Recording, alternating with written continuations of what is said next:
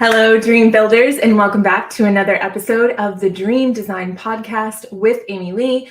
I am your host, Amy Lee Westervelt, and today I have the most amazing guest. I've just been in the green room chit-chatting with her. She's phenomenal. You guys are going to love her. I've got Sarah Mack. She is a money and business mentor for creative entrepreneurs, and don't worry, I'll be picking her brain for you. Welcome to the show, Sarah. Hi, Amy. Hi, everybody. I'm so happy to be here. I'm so happy that you're here, and I'm so excited to hear more about your story and all the juicy things that you're here to share. So tell us, I was looking over your bio and kind of some of the things you've done, and you've been like all over the world. You've done incredible things. But what I really want to know is, like, how does somebody become a money and business mentor for creative entrepreneurs? Obviously, that's not what you went to university for. That's not something that we major in. Tell us that juicy story about how you got from there to here.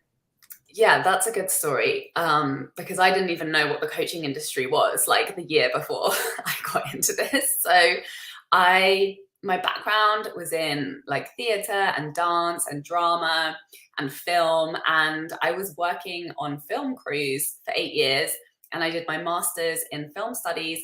And I would like study in the winter in Montreal for my master's. Then I would fly to Vancouver in Canada and work like all summer long on film crews and just take every job that I could, so I had enough money to continue studying.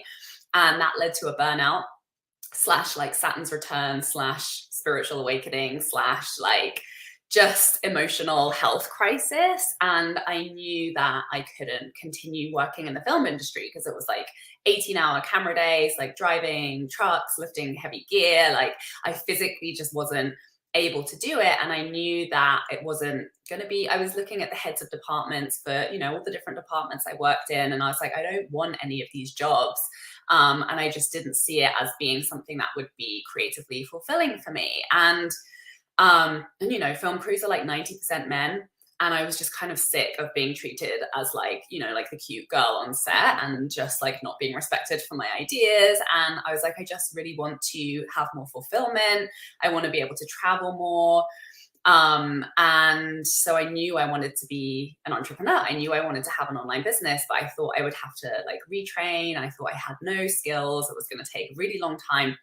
And then my friend invited me out to help her on her business in Bali and help her with some like social media video editing and content. And that's where I discovered, I was helping her with her website, and she was like, oh, you're really good at copywriting. And I was like, what's copywriting? And then she introduced me to some writers who were out there like living the digital nomad dream. And that's when I realized like, oh, I have the skill of being able to write, and there's lots of people that I can help with this skill. And I sort of discovered that I had a monetizable skill that would allow me to make my dream come true and have a location independent business. So I was like still recovering from burnout. I literally like went to India where the hotels were like $5 a night, and I was meditating and just really, studying, trying to figure out how to recover my physical health. While starting to build clients as, first of all, I started as an editor, then I got into copywriting. And that's when I started attracting a lot of coaches as clients, and people would send me websites of, people that they aspired to be like. And so I discovered all these incredible women with really amazing businesses. And I saw that, I had so many different types of clients, and I saw that you really can create a business out of any single thing that you're passionate about and just put up a website. And, if you have a passion for it, for sure, there's other people who have that as well. And that really inspired me. And I ended up in a coaching program, and that's where I learned about money mindset. And it just completely changed my life. I think as somebody who is a creative, I've always been very driven by passion and fun, and money was never like super high priority for me, even though I always wanted to have wealth and abundance and freedom. And that's always been a desire for me. But I was terrible at managing money. I was very avoidant, very disorganized, very in debt, always out of money. However much I spent, always spending it. And, really having to like be creative to create opportunities for myself, which I've always been really good at because I haven't had that much money. And it got to the point where I was like, my life is great. I love my work. I love my life. I love, like all the opportunities that are available to me, being able to travel. And I really saw that money was the one thing that was really holding me back. And so I decided to, pay attention to that relationship and start to apply principles of money mindset and look at really what was going on in my own self-identity, my habits, my belief in myself, my feelings of worthiness or unworthiness around receiving money for the things that I wanted to do, particularly around creative work. And I did a lot of that work, and my income doubled 2 years in a row. I started my own copywriting agency. So I replaced my income in film through copywriting. Then I started my agency that I doubled that. And then I was like, oh, I need to add money mindset to what I'm doing. I need to coach more women on this because it's so powerful and so important. And then I created my coaching business, and then I got to 6 figures the next year. So it was really just, I discovered these tools, applied them, they completely transformed my life. And I was seeing that, I could help people write strategically the most perfect copy. But if there was some money mindset blocks there, then you wouldn't be selling, you wouldn't be promoting, you wouldn't follow through and actually enroll clients into your offers. And so I saw that those 2 pieces were really integral for any woman in business who, wants to share her creative talents and make money doing it. It's so true what you said too, like about, you can write the best copy, but if you have blocks around it, just your energy is going to be clawing away at the effectiveness of that. And some of, the best copy can fall flat because the person's like, oh, but what if they think this? Or what if they don't, what if they think this about me? Or what if nobody likes it? And it's like, and that's why it's really important to do the work, like you said, with money mindset, because you can invest in the most incredible programs, the most incredible mentors and, service providers, and have the best funnels and all the best, all that stuff. But at the same time, if you don't believe in it and you don't feel worthy of having that kind of success, then that's really all going to be for nothing. And so it's really important that they get with somebody like you early on to get rid of that stuff, because I think we see this right now too, in the coaching industry. There's kind of this reclamation that's going on where people are really like, I spent all this money on coaching and it didn't get me what I thought it was going to get me. And unfortunately, as is the way, a lot of that's getting projected out onto the coaches, right? And some of it, there's definitely some crappy coaches out there, I'll give them that. But not anywhere near the level that they're looking for it, this witch hunt that's going on right now. And it's because when people have bad energy hygiene and bad mindset around money and around receiving specifically, it doesn't matter how good the coach is. They could be the best coach in the land, and it's not going to permeate, right? So I love that you said that, because we see that all over the place, and we're seeing it play out right now. And it's going to be, and just to kind of piggyback on this a little bit, a couple of weeks ago, I was one of the first people to pop up the AI pictures, right? And, it was fun and it was exciting. And within a couple of days, the duality shows up, and it's, well, this is stealing from artists and they're going to get all your information. And it was this whole thing. And people are very afraid now, especially with chatbots and things like that, that these, artificial intelligences are going to take over the vocational space. But what's interesting is that people like me and people like you, where what we do is so rooted in our personal energy, we will never be made obsolete. People will always need energy hygiene. And so I just think it's really brilliant. You illustrated so beautifully why this work is necessary. And it may not be like the fun thing that has all the courses with, the fun worksheets and whatever, or you may not get a certification at the end, but this is the groundwork, right? This is the foundational cleanup that needs to happen in order for you to get to the next level. Yeah, 100%. And I think it's so important to reiterate that. And that's why I really do believe this is like the single most important part of the work, because you can spend so much energy hustling away and taking action and, doing all the right things and showing up. But if you're unconsciously resisting succeeding at it, and I've seen this with myself all the time, right? It's like money anxiety is just a habit. Like we inherit it. Like that our culture is not healthy in our relationship with money. We have so many cultural like baggage and negative stories that we project onto money that we inherited from our parents who, lived with parents who lived through wars and scarcity, and like all of that stuff is real and we inherit it, emotionally. That is a part of us. Like I have dreams of running out of food, and I realized that I inherited from my grandmother, who used to tell us stories all the time. Like she was German, she lived through the war, and she would tell us how she, all they had to eat was like crusts of bread. And she would always be like, you need to clear your plate. And she had this like real drive and a fear that food was going to run out, because that was her reality. And I've inherited that. And so money anxiety is an emotional pattern that I've had to work to really, I constantly have had to train and retrain and continue to be mindful to not allow that emotional pattern to cloud my reality. And when it does, if like a trigger comes up with money, because this is something we're in relationship with every single day, right? Every single day, your relationship with money is affecting you, because that's the world that we live in. So, something comes up, or like an unexpected bill, or a payment doesn't go through, and the trigger comes up, it triggers that old ancestral money anxiety. And if I allow myself to get caught up in that, and I'm in the fear and I'm in the fear stories and I'm not using my tools, it's like the blinders come on and I can no longer see the availability, the possibility, and the opportunity to create abundance, which is always available to us. And then as soon as I plug back into my work and I'm like, oh no, I forgot. I remember I'm not available for money anxiety. I do not need this. This is not necessary for me to survive and thrive in this world that I live in right now. Plug back into abundance is always available. I get to feel the emotions that is true. I get to refocus on that story. It's like the blinders suddenly come open.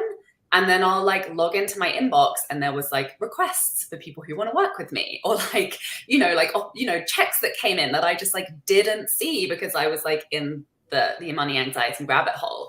So it's like, unless we're doing that reconditioning work that we've inherited for generations, that, 90% of our thoughts are repeat thoughts from the day before, from the year before, from our parents, from like the generation before. If we're not doing that work, then we're just not able to see the opportunities and the possibilities that are always right in front of us. And I'd be anxious to see what your human design looks like too, because I wonder what's going on in your spleen. If you are a person who has really deep intuition, and I think you probably do, then it may be also that your body says, hey, we have a message for you from source. And you're like, you're automatically conditioned to throw that toward the fear side of like, it means that something bad is happening. It means that the sky is falling. And your intuition's like, no, I just wanted to tell you it'd be a great idea to send an email to your list, but go ahead and freak out like over there. Because I know for me, I have a closed spleen. And so my intuition is constantly going off. And because of what I've been through and because of the trauma and the triggers that I have, it automatically is like, I know it means that it's a crisis. And it's like, no, it doesn't. And so rewiring that also, and understanding that, those things are teachers for us. Like sometimes, the reason why we have certain reactions is because we've got to learn to XYZ anyway. You know what I mean? And something you just brought up that I thought was really powerful. You talked about, culturally, we have these blocks. And what I've come to learn through my research and my work with clients is the biggest one that most people don't even really think about is that crab in the bucket mentality. The idea of we are so afraid to succeed publicly because we will be destroyed. There is a tipping point where you go from, oh, look at you and all this stuff you did. That's so great. Oh my gosh, you're trying to take everything. And it happens so quickly and we don't know where that threshold is. And so a lot of people stay small because they're so think about it. Like, if you know that you're going to be good at something, that means you're a know-it-all, right? Well, oh, you're so sure. How come you're so sure, right? Like if you ask for things, who are you to ask? Like there's so much animosity around other people succeeding, that's like, and it's built into everything in society. It's built into, like you were talking about movies, right? Like the bad guy always is very handsome or beautiful. She's always got tons of money. There's nothing that equates villainy with money, but we have been so conditioned to believe that those two things go hand in hand, when that's just simply not the case. And so I give you so much credit and so much kudos for this work that you're doing, because it is genuinely the work of the angels. Like, you are supporting people in a way that is going to help them support others, right? It's like those Matryoshka dolls, like from my family is from the Ukraine way back, and we have those the dolls that nest inside each other. It's like constantly pushing it forward and creating more and more and more abundance for everyone else, and you're kind of like the catalyst for that. Yeah, and I think it's it's a responsibility, and more than that, when it's a desire, I really believe that our desires are just like the bees pick up the pollen from the flower, and they're not like, oh, I shouldn't pick up the pollen. It's like every desire that comes through us is there for a reason, and it's supporting our ecosystem. And actually, like the bee can go through a storm, or dangers that it has to navigate on its little buzzy journey, but ultimately we're supported. Like when we surrender to our desires and we say yes to that, like they're there for a reason, they're meant for us. And I always say we either have the discomfort of denying our desires, or we have the discomfort of going for our desires, and it's like you really get to pick. Like neither are comfortable. Like it's not comfortable to stay small and to stay safe, right? That's not comfortable. Like we feel like we're denying ourselves. We feel like we're wasting our life and our potential. Like that's not comfortable. And yeah, going for our desires is freaking uncomfortable as well. Like it's all the transformational work and like the emotional purging and like coming up against conflict and judgment and, all of those things that we're afraid of. But like, which one do you want? Like the one where you feel like you're living out your potential and there's so much abundance and connection and just ability to be alive and connect to others and support others and really make a difference. That's really the potential that's available when we surrender to that. And you make a really good point. Like, to somebody who's not used to feeling abundant and feeling good and feeling fulfilled, that feels uncomfortable. It feels uncomfortable to feel good when you're not used to feeling good. Mm-hmm. And having to push through and like, okay, let me give myself another 30 seconds of this feeling, and then I'll go back to my, base level. And then next time putting on 2 minutes, and having to build up tolerance for high vibration. You'd never think that was a thing, but it's so true, because that's how deeply we've been conditioned to rely on systems, to rely on, I do a lot of work in the levels of consciousness, right? And so when we talk about, to me consciousness, it's happening to me, like it's the victimhood, and a lot of people that I work with, and probably that you work with too, in fact, I'm gonna make this assumption, are in the by me consciousness. If it's gonna happen, I have to do it. I am not supported in any way. I have to work myself, candle on both ends. And it's really getting people to that third level, that through me, right? Like I am a conduit for money. I am a conduit for abundance. And I am part of a system, instead of like, oh, there's money in my account, and when it's gone, it's gone. It's like, no, it's a flow, it's currency. So that being said, I want to make sure I give these guys something juicy before we let you go. Tell us one like money hygiene, one tip that everybody could take home with them today, just one thing they could do differently that will help them start really, their journey towards healing their relationship with money. First of all, I love that you call it money hygiene, because that's what I call it. And it's like brushing your teeth. And I think it's such a useful analogy to be like, you don't brush your teeth on Monday and then hope to not have stinky breath on Friday. It's like, do we love brushing our teeth? Like, no, it gives me like the chills. I hate it. Right. But we just get used to it, the habit that we integrate, because this is who I am. I'm somebody who has clean breath, and I enjoy all of the benefits of having nice breath like the majority of my week, right? Like I have friends, people want to have dinner with me. I don't feel self-conscious when I'm like having a one-on-one conversation with somebody. Garlic is too good to pass up. Yeah.